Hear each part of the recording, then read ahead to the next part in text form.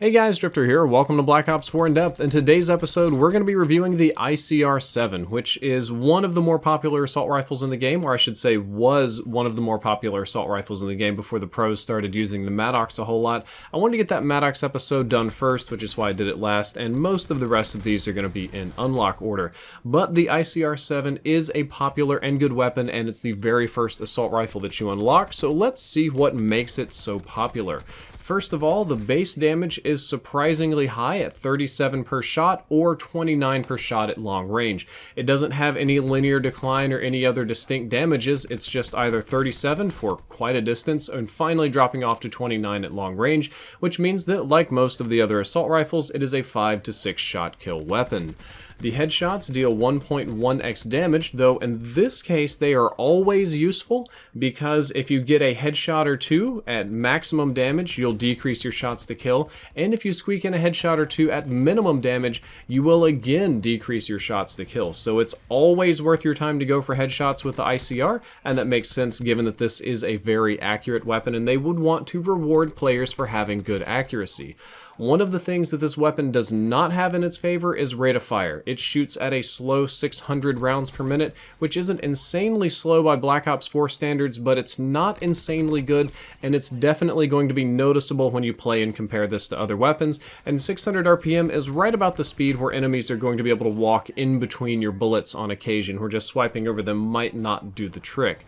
So even though the base damage is high, the shots to kill didn't change very much, and with the low rate of fire, unfortunately the ICR has the slowest time to kill among all assault rifles, but I will say it's not the slowest by much, it's only a little bit slower. It's in last place by a sliver, and it's definitely not the slowest over all ranges. This weapon does have fantastic range, which is the next subject of this episode, so at longer ranges it is going to be much more competitive.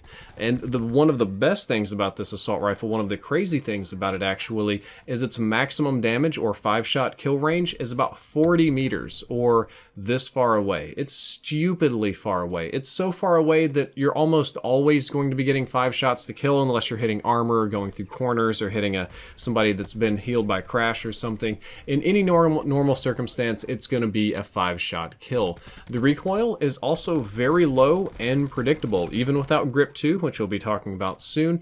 The recoil on the ICR is low, just like it was in Black Ops 3. It's very easy to use, it's very easy to predict, it's very easy to get a handle on, and I personally have no issues using it with just base whatsoever. It's got great iron sights on top of that. The iron sights are stupidly easy to use. However, as good as the base recoil is, and as good as the base iron sights are, I do think that given the range you can do a little bit better than the base iron sights, so I'm usually running it with optics.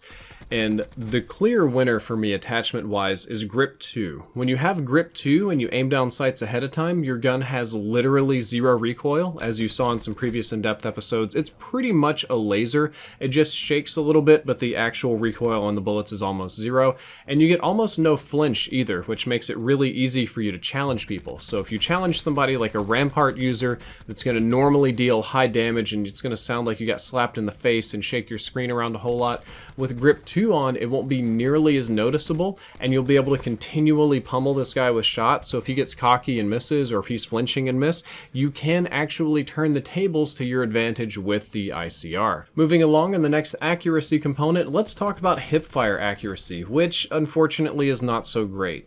What makes it not so great isn't that it's statistically the wider or widest, it just doesn't compete with submachine guns in their higher rate of fire and tighter hip fire, and it's just a slightly slower firing weapon, and slow firing weapons do not perform well in hip fire environments.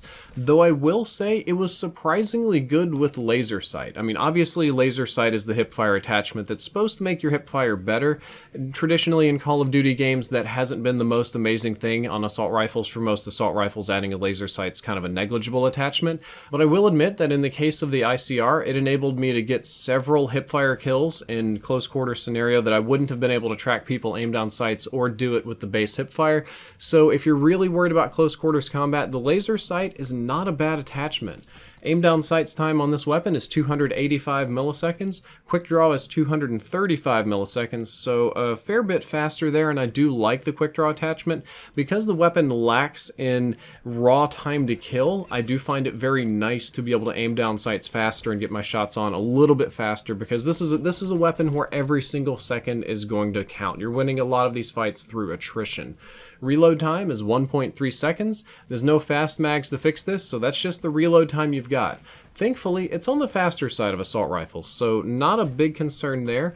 And one of the things about the weapon I do like is that it allows for FMJ, and I run FMJ on it the majority of the time because I do not like dealing with armored users, I do not like dealing with annoying specialist equipment, and I do like being able to shoot through walls. You can't shoot through a whole lot of walls in Black Ops 4, except some very thin ones. However, with FMJ, you can punch through them nicely, you can shoot specialist stuff on the other side of the walls, and it can ignore armored people. So FMJ is a fantastic attachment that I'd recommend. Also, I would normally criticize the weapon for not having high caliber, but it doesn't need high caliber. Headshots, as we discussed earlier, are always beneficial, so that's just kind of built into the weapon. It's got like high caliber light or great value high caliber. It doesn't help a lot, but it helps a little. So when it comes time for me to evaluate this weapon for multiplayer, I think the ICR is a weapon that really lacks in raw time to kill, but it makes up for it with everything else.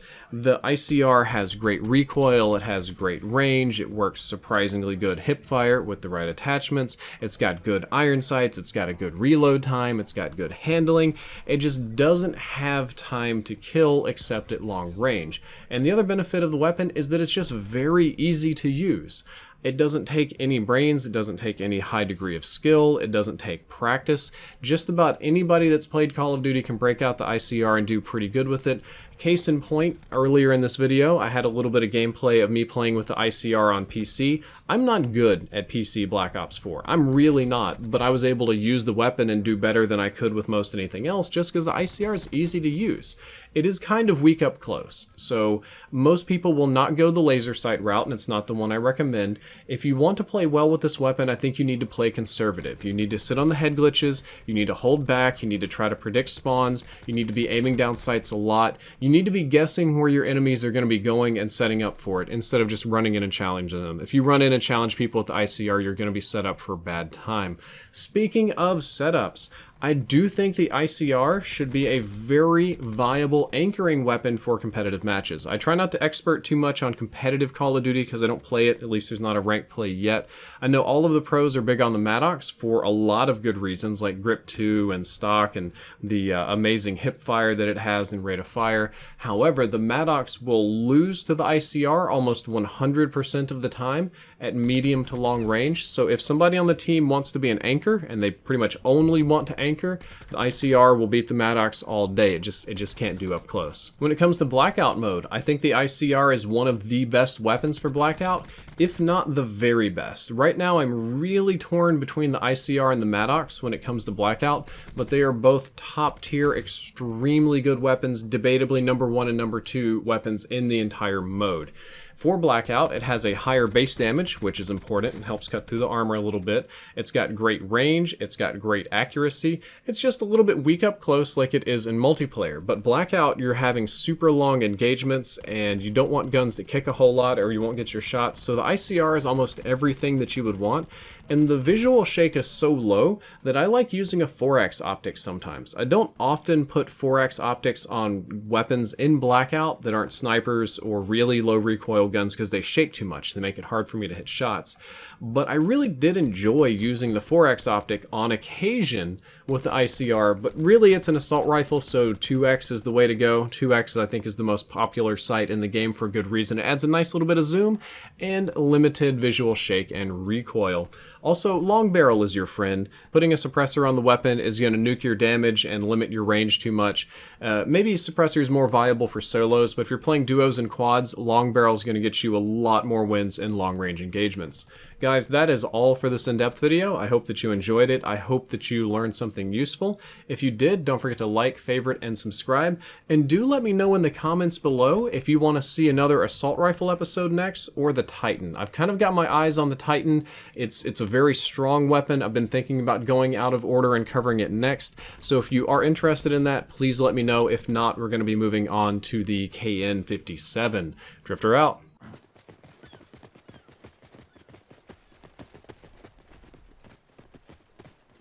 Request immediate AAR and redeploy to new hot zone. Exactly how we drilled it.